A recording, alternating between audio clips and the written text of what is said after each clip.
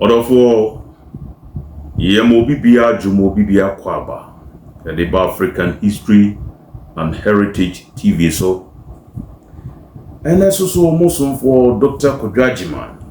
Maji Akunwa bio na send ya munim no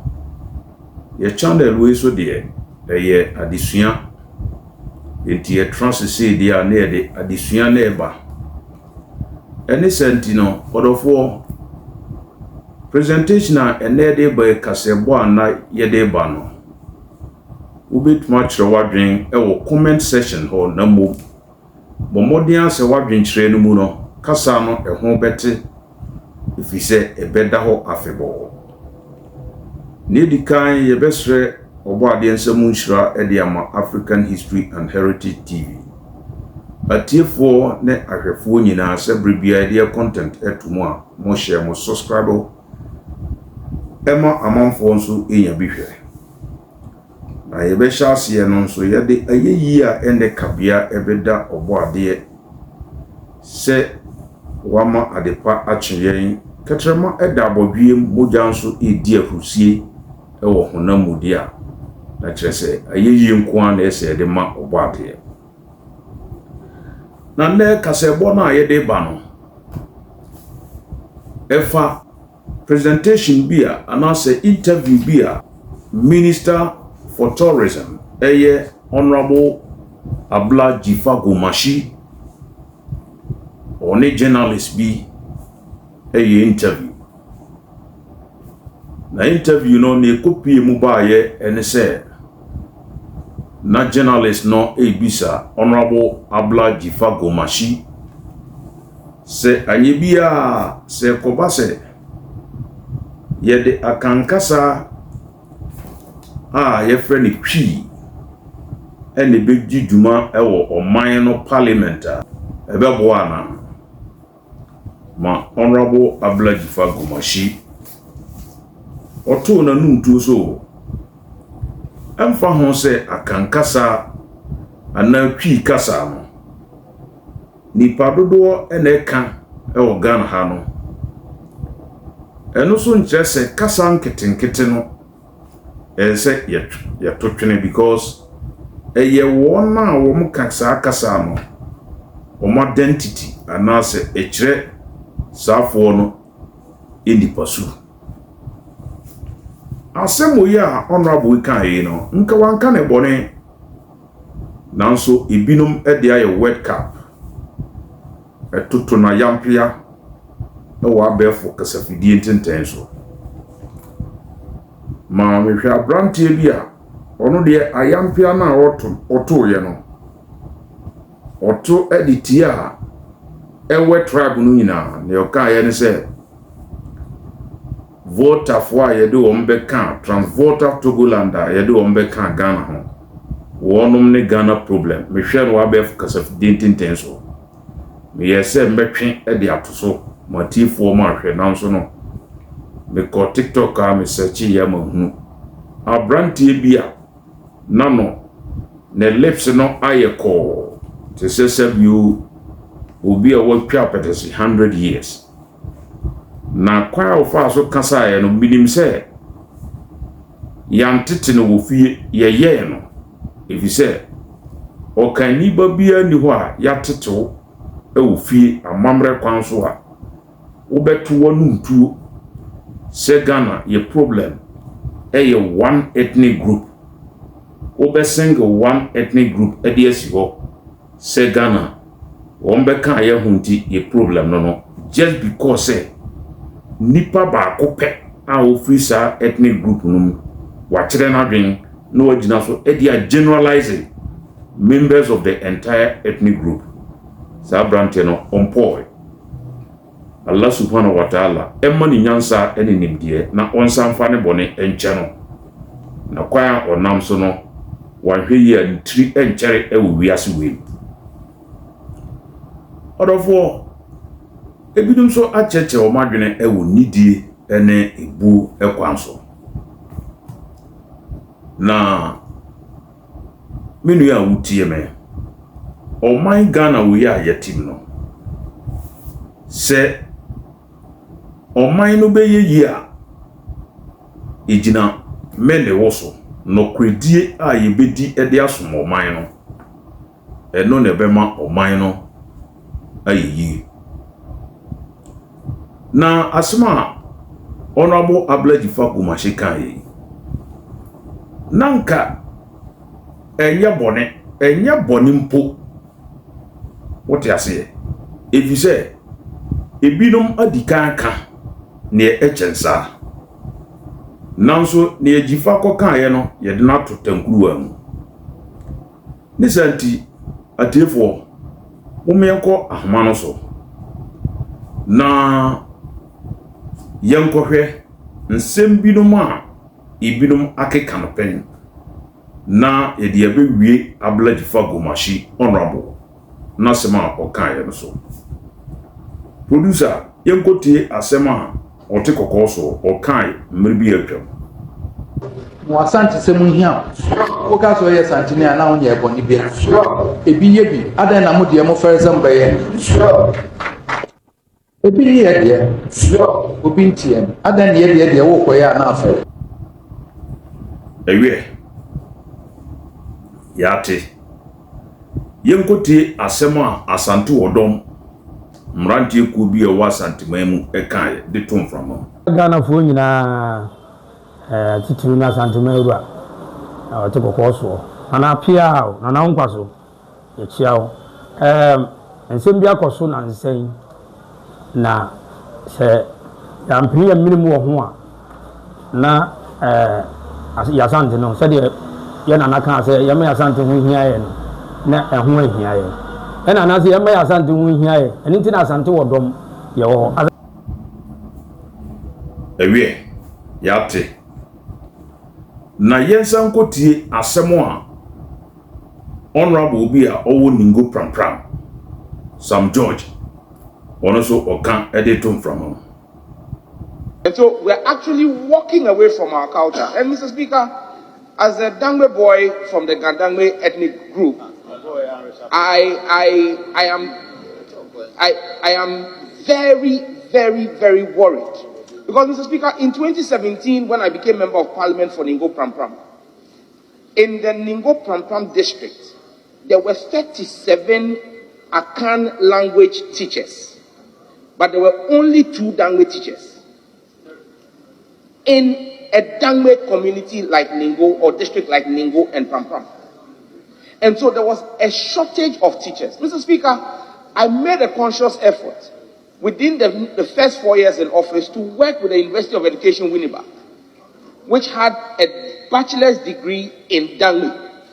And we sponsored children to go and study and get the degree. But Mr. Speaker, that did not solve the problem. You then have the Ghana Education Service post these Dangme teachers away to the north, or post them to the Ashanti region to go and teach social studies and Bible knowledge when they studied Dangme. So why are you posting them away? And so recently, the Gandangme Tahuloyakwe took a stance and said they thought that the Ghana Education Service was intentionally working to kill some languages. Because, Mr. Speaker, if we have trained teachers in our local languages, and there is a shortage of teachers in the region, why post them away to go and teach a different language? Sasu Nepyato no yenti asɛm a yenuaba Honorable Abla Jifa Gumashi okaye. And here's my reason. So the African Union, recognizing the fact that we have vehicular cross-border languages, has created commissions. So you have the Hausa Commission, then you have the Ever Commission, then you have I think Kiswahili and others. So it's languages that are spoken in 1, 2, 3 or more countries. Take Ever, for example. So Ever is spoken in Ghana, Togo, Benin, and some part of Nigeria. Ever is a course studied in German, in one of the German universities. So you cannot say that because it's not spoken by majority people in Ghana, then it should die. its death will go with everything else within that cultural space. And that's why UNESCO says prod these languages up, which is why a day has been set aside to be celebrated as the International Mother Language Day. So your mother tongue is yours. And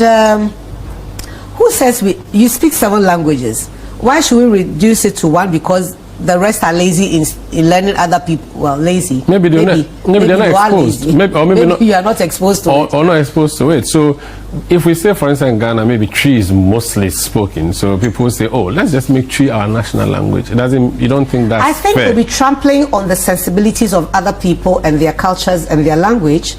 And so it's not, as I said, it's not a thing that I'll be championing. I would say that in as much as it is widely spoken by majority of Ghanaians, let it be so. But in that same space, be tolerant and accommodating of other people's languages and their culture. You are the 4 atiefo ne ahwefo asema nipa miensen eka yi anase nipa 9 otumfo Asante Odom, Honorable Sam George, and Honorable Ablaji Jifagomashi. Ne botai yina eye baako. What I say? Nso adi tuma say yade Ablaji Jifagomashi. Etutankuwa. Ne botai yina ne nseme akoso yina ndi otumfo kan se moma masante se hiamu. Amrantie so agye atum na be kan ene nea Honorable Sam George kan yi se Gadangbe language ade ama emu eya no se obi ko university ko sua Gadangbe language na Ghana Education Service ebe post no akoba bia obetuma kire sa akasa no na yede no ko akamamu ana se area bia Safo no enka sa kasa no na nye se ye mana akokire sa kasa no kro ye mana nkokire sa kasa no okwa na ye wonsua e university no na ye de ma no kokire social studies kokire wi ne ne kekaka no ndie onim se Ghana Education Service o ma sheda se o mpese o mu ku nkrofo binum kasa e Gadangbe fo e kasa Azuma Honorable Sam George kan ye na oka identity ho asem. Oka ono ni nipasu ade a eye nyame ama nyame dia ma no ho asem na oka. Now, susu na otumfo asem a oka ye na ne mrantie batie a be kuna tentebe eno so efa identity amamre ade a ewo eye ode nyame ama ho asem na omoka. Ene ho asem na otumfo ka enu bia na ne mrantie no so eka ena asem a Honorable Ablaji Jifagomashi ne nkyerɛkyerɛ mu a ode ma journalist no eno so efa identity ho asem ne a oka ne se even though hwi kasa no eye kasa bi a Ghana ha no nipa no dodo no ate na mbom eno nkokyerɛ se dodo no etintino yamma eno emunka baba kanu be kasa so na ekobasa o yusu brofo bi o se ekobasa na akoye bibie wo ho ekobasa emwa na ekobasa na chese safo no amamre wo mu kasa ena ye kanhwe ye kanhwe o se ebasa na e trample on the sensibility of others or other cultures. Asem na okare enye bone ono so ka identity ho asem se ekobasa minority tribes na beso bewo be kasa bia beka no ntino beso be ye den ebia beso bibi beso ogubeyem eti ono so identity na no ka ho asem na ono o kire se oye half Gan half Ewe na Ewe language ye kire Ewe German University bi ono so identity ho asem na wo kan nso behwe ye the Honorable Jifa Gomashi ayeden atutankuwa na se kwisi ye na se enya akosu ya enye kwame ya enye ne otumfo kan se momma masante se hiama Dr. Set nso abetra so abefo kasafidie ntenten so na oken ase chese ma wa mamre ehia ma wa mamre hia dia na wa mamre no ne dimu tintiman eye wo kasa unipa su aduane a wodie ne ahofo su enti se Honorable Sam George ono so ka se eyele ya se Gandangbe ethnic group no wonom kasa ye ka hye wo man no mu a eno de yimna yesi kum yenti ase se Honorable Abla Jifa Gomashi ono so ye ewani okotuna num tuo se yanom ekobasa wonoma aka minority entities no so ebesu ogube yema eno so yimna kum yetwa eno de yetwa badapa se bene beye mamofo bene bempe oman no yisane akamfo in particular akamfo binum ekeka wo abefo kasafidie tenten so na minua no ye de sa etna oman no mo hypocrisy nyaton ye de tra oman no ma emwayen mayen koyanim da na senia obi ya enye no panyini ya enye no akoda ya enye na momienka etimedie historian adjuma metwa se amosem ne se asema akuo enai kaye ne otumfuo kaye asante odom kaye Honorable Sam George kaye Abla Jifa Gomashi so kaye honorable ni nyina ni team bro ni fra bibi ni team ne sampono nyansapa ewom eye pe enti yankasa obi di anya ade na obi di aka the same thing ye ka se enye eye ntwehwe ni mu a yemfa emuman mini anom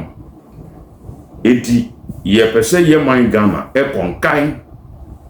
na bibia be bia ye ne se as a group of people one destiny they are momyemfa no kre enye djuma kosi eye na kosi ye na ye boye nsem a adekro na kwame ya ye moye nsem na nye se kosi ye yesi enye kwame de yekoya yeso eye na ye prison hypocrite bi anu ha obekọ heaven that is it man no si ho atefo ne ahwefo a mutie me twi kasa no ayeken ye friend message that version message twi ye wo emu ahodo pebri twi version a ye kan wo ponano enuanom fantefo ka ne akuapemfo ka ne akwamufo ka ne danchira ena ne bono ne sahwifo ka ni nyina ye twi ni nyina ye akam ye twi na tefo ne me pese Ghana ni bia otiem sabre otiase ne se mesi kasa mesi enye asantefo dia twi kasa no the version of it eye mesi enye asantefo twi Christian missionaries no eye mistake enom twe Bible bia omo ye ne asante twi Bible eye wrong kasa mesi ni eye kan bi asanteman mu ye kan bi achem ye kan bi kwaw ye kan bi dangerous ye kan bi asen ene ne kro ne ba no eye danchira fo kasa twifu herman danchira wonum kasa no no what you say Ye nyina ye di adanse se ewo abakose mu no oman abakose mu no se a group of people etim colonize e de wonom enhyeso ne niso ebedi nkofo binom esoa safo no ehye won sua won kasa abakosem kire se adishia na wo mote 20 kilometer radius according to Professor Dubois of Kumasi no na eye denchirafo ena na edi won so eye Kumasi ne binum friend kwa man suntreso eho na ye German fo efiri eba e suntreso kokofu ene asumdwa bekwai nom ne nsuta area ho nyina no na denchirafo ene dibeso enti denchirafo ne ene impose sa version of P language no ye friend mese no na eye kasa denchirafo e kan wo twifo eman na natwi ne kasa ode to kasa no so na efiri bonoman e na kasa no free because denchirafo etna bonoman wonom ekot chichiri denchiraman no e na ketrema esisan wo ho e na mesi womo eyusu sa kasa no e wo denchiraman mu denchira bedi sa afo no a atire beka be ho bo mu abefre be ho asanteman no ena denchira impose sa kasa no mese kasa no on them enti mese kasa no ayeka bi wa Ashanti region yeka bi wa Chim yeka bi wa Kwawu yeka bi wa Ahafo enye asante kasa tom mekama obia atiase ne enye asantefo kasa eye denchirafo kasa ena be impose kasa no on adishia be atire be frɛ be ho asantefo sabra na denchirafo edi won so no entino enye asante kasa eye denchirafo kasa no bi be bisa se nde ye den ena ye to yanto ne denchiratwi na ye to ne asante twi ne yakoba ye ne se ye nyina ye bedi adanse se Christian missionaries wonum ye den wonum be bo won ho dwa atrase e o coast ho Catholic for ne kro ne ba wonum free ho na press before e de o money kire akwamu area but bia na ye frɛ ho akuapemi de o money e kire ho free ho the other spot ana area wonum ekoye e Kumasi press before be bo ho dwa ho Methodist Rams yanom e be bo ho dwa ho ena Catholic for so ba ho eti Christian missionaries are na wo mote ba bia na friend Ashanti region wo mo e na twi Bible ena kan se ba bia yete no nkrofo na yete be kroma ye kenyamsam kire be pese ye convert wo no ye fra wonom asantefo de a ene etwi version no ya twero no ye beto ne Ashanti twi enti eye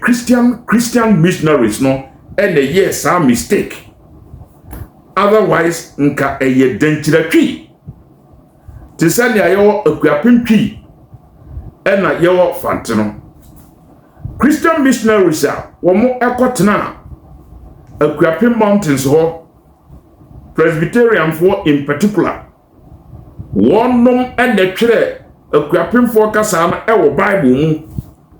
ena wo kan se ya twere sa kasa wo Bible mu dia nkrofo na be kasa kasa no ye be frɛ wo mo se wo mo ye de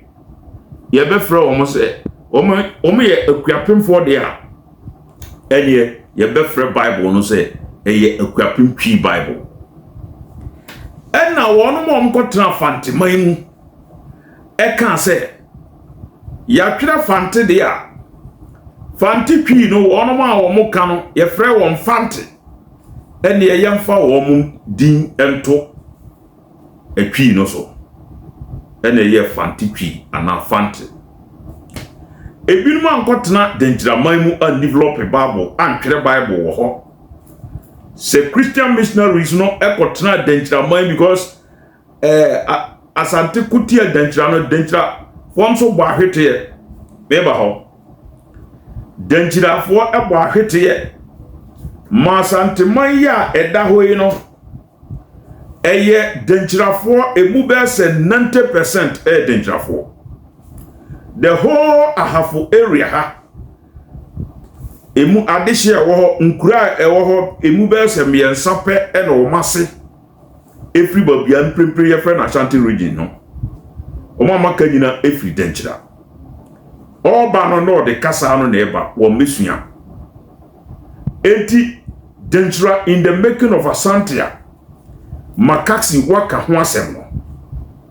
kasa no na denchirafo impose yo adehye omo babia mprempre friend Ashanti region na denchiraman no gu ya no nso so no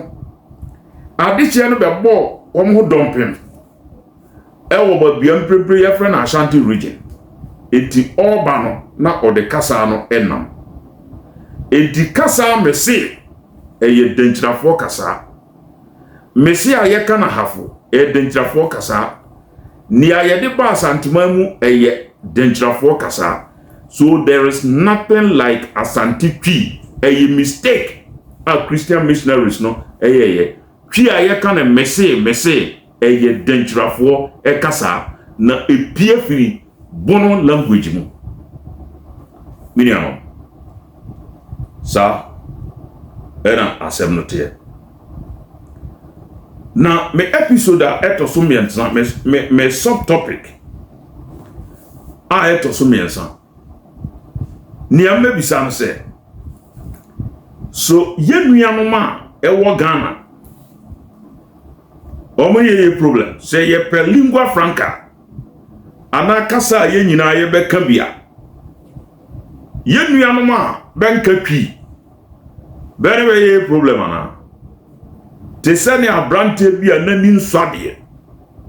na no ko blogger bia na no ko te sani awawi apetisi 100 years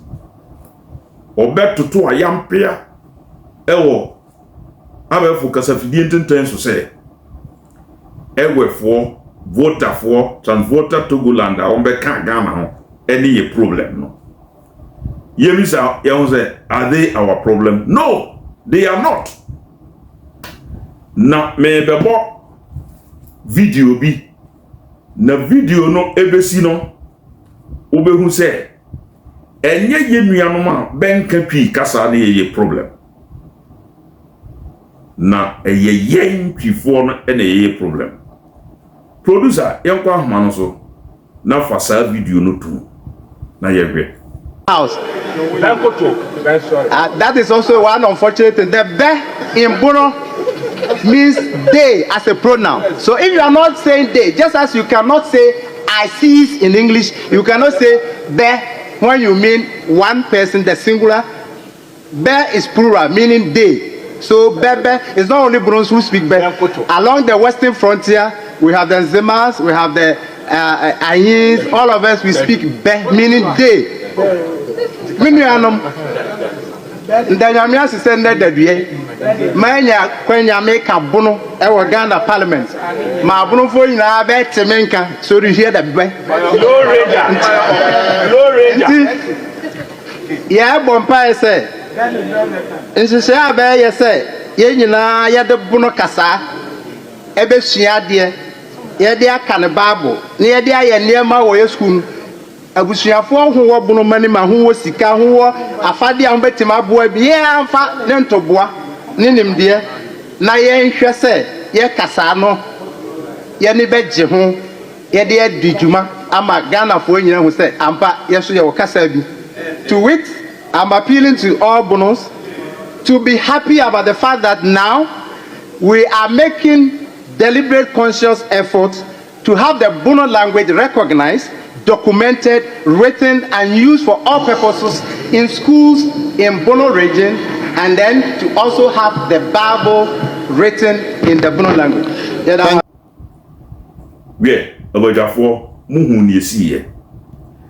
MP a owo German South ye friend Honorable Kenneth Damwa sorry onukra na memfa se media mate se odi kan sorry ye o parliament nya kokoduro eka bono twi kasa na o kan ye na eye twi na mbomba bia na ye kasa no na saafo abeti ho no ye frebe bonofo ena abeye bono ya ye ne se bono de kasa o kan yi se o ono so identity kro na o ka ho asemo eye na ligie se bono version no twi version a ye frebe bono no ye di bedi djuma o man no ana se ye di bedi djuma o man no yesu kro na minua tie the background Colonel Ekasa sem tie the background no MPB na oti ho a sabio ompoye ono so next school a okoye okofa ne kwamu kwadonto toto si a oye emako a hwe nsama ma oka wase he asresere ama osre wase na even okeka sede be ehona Honorable Kenneth Damwa ono de esanse wapo na ye tete no fie na ono so ni school a okọ e wan kotwere ahane so na okotwere wo paper so nti wo hu se anibue kwan a ofa so eka sa MP nanim mu nyina mo amho video no mo hwe aden no bi kan kasa na wo sere no enti ye betu si twi say yanka twi language ewo parliamentar ne ebekwa akoba ne se akuapim ni beka ne version of twi fantini beka ne version of twi bonani beka ne version of twi dentrani beka ne version of twi achimni beka ne version of twi obia beka ne version of twi na so obi kwaka ne version of twi na se mo kosere no ewo parliament wa asema amoka ebe yedma entira ni bie nie Canada moa twi ana oka bunu twi ana oka ba beto na be twetwe se be no bani bie MP out parliament obi kan ikrum kasa wo sere no se uko US brofo abekan ho edane ne Britain for there even Britain kwano England Ireland Wales be kakasa no ubense difference kakra wu uko US African Americans there kwano be English abekan no utim se obi kakra na o ntiase papa now ko Caribbean abinum ka papiamento pidgin English pidgin no eye rofo eye into my friend pidgin English no but I don't think say obi or Caribbean or ka pidgin English or papiamento or whatever kasa no adane kakra no obi besre but in our parliament obi kan twi no eye version bi no won say ase na nkrofo MP4 abeto anabani mbie no won say na besre etimi bi sam say lingua franca no yenya e wo Ghana ha eye ba benka twi say di twi be di djuma no amanfo tiam no eye ba benka twi ana anase eye ye na ye frɛ ye ho akamfo no kra yesuban minu awutie me judge it for yourself eye ya kamfo na eno so ye nkrofo bi dum suban won de te oman nu ene amanabasa na enye minority tribes no ene ba create problem what you say enti memedie historian Ajema yese utumra na watresi dentira pifo awi akwam twi akwam ene akwapem fati twi ni nyina ne source no eye bono na techima area ho akamfo a yekobo ye ho domp ma binum course hwia wonwi nzema ahanta no nzema afo so be kasa no eye twi o nzema ni ne kasa no oye twi nzema ni kasa tie ne critically ne nsama okanyina no eye twi Bali se ketremano pronunciation no ena adane kakra. Enti ya kanfo kra no. Sa MP a no osresre wasie. Ana sa MP na besres wasie no. Nzema ni so koka ne nzema eye twi. Obesre no. Enu nti no. Se ya kanfo no kra yiku ye sa kanfo nkwa kra na wo parliament wa. It's going to be very difficult because MP4 no be no more. Burning me. Be say Kasa be can be more superior. The version of P be can be more superior to other versions of P. No be creative problem. Eti mo amode minority tribes they say we no mne gandangwe ato tankuru wa mu no. Enya won ya kamfo no binom esuba na yenim sa ankorfo no so a beti o man no mo bani nsade na be fi se be de be superior to obia. They are our problem. Yenya kokudru nenka na bensa krabadwene na ebuo no ayemfa ma other tribes no e ka ho bi enti meme de historian Dr. Ajimai, I suggest say ye betim at the lingua franca kasa ba kwa ye de be di juma e organ ha grammarians entrance baba tun twi kasa baba sua ewe baba sua nkran kasa baba sua dagbani baba sua kasa hudo nyina the entrance na yen create language bi a friend creolization creole language. For example, I can for fre mako pepe mako the same mako no en can for friend shito en shito I ka say I can for ya kanfa now ya wakwana Gonja for another Gomba for any other tribes and so ye can sit to send ye mako ye freno. Enti ebet maka se mako si tusu lingua franca ne ka mako na obi twere kasa no se exams na rebe twere na se nipa kro wan twere na mako no ka shito a esese etwa no wanka shito na okane ewe kasa mu a eno so kire mako a ese etwa no esese lexicons no west na ye di juma no ye twibi firi na dey be form another language a ye be frɛ no Ghana language they say oko South Africa African no eye the mixture of the native language and the Dutch no what you say eno de ebeye na se ankoba ne sa even na kamfo no kra yehia akamfo no kra yehia e wo kasa ho a ebeye mabo nkrofo binum subanti bi ho ba be conversion bi no bebe se be version no eye more important eche awi for de nzema for de ahanta for de fante for de what you say no be critique problem. It is a lingua franca there.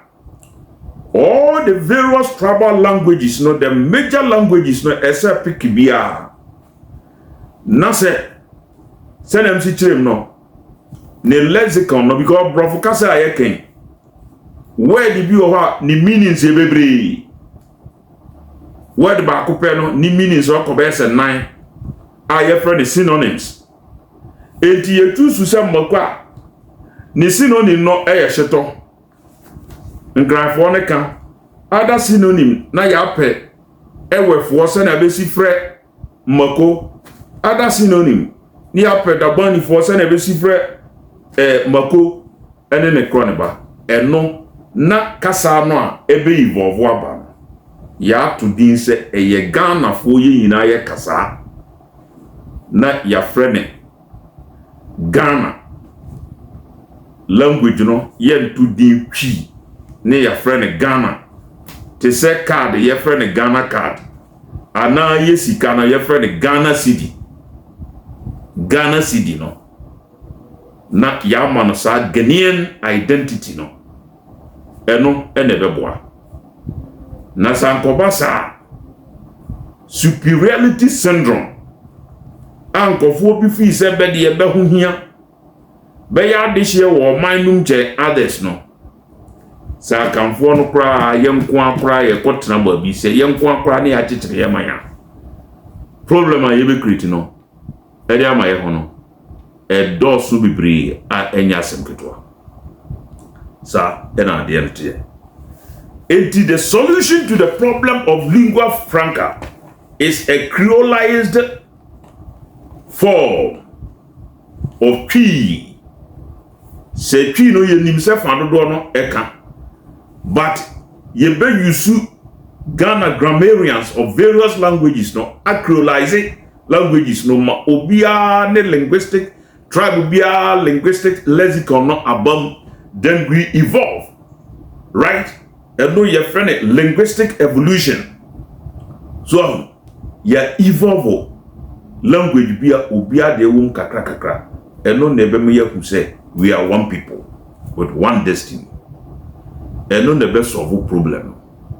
Na mo to yam piano munya sa yam piano to. Namde kasabe ba wiye.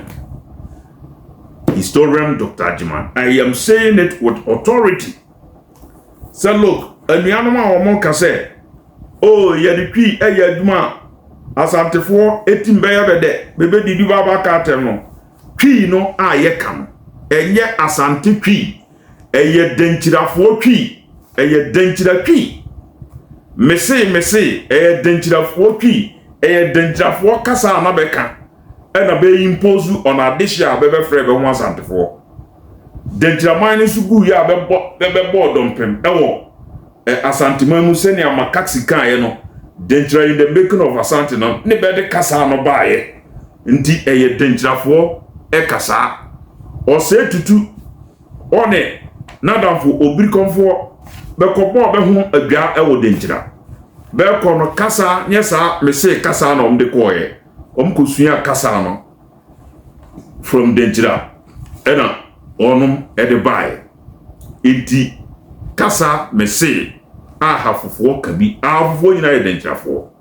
enja santefo kasa eye denjirafo etwi na evolve from nchira a eye bonoman mu odofo subscribe na share Nama adofo na tifo nkaye inti kasebo bi na me kasa no beba wiye no masema mbeka eni se Honorable Ablaji Fagomashi ne presentation na oye no wo breko a na oni journalist no edi nkomo no wonye mistake bia wonye mistake ni awkan no ne kwanso a ene no ono wokan say your vehicular cross-border languages are EU kra ajatum Hausa ewe Kiswahili and others ewe okase eye cross-border language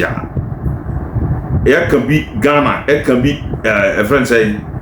Togo, it can be or Benin, it can be or even part of Nigeria Obwana eye no kre eye reality and all kan what I say enti se wachira na dwen na ogina ono nko anasema oka yeso eko senge ewe tribe no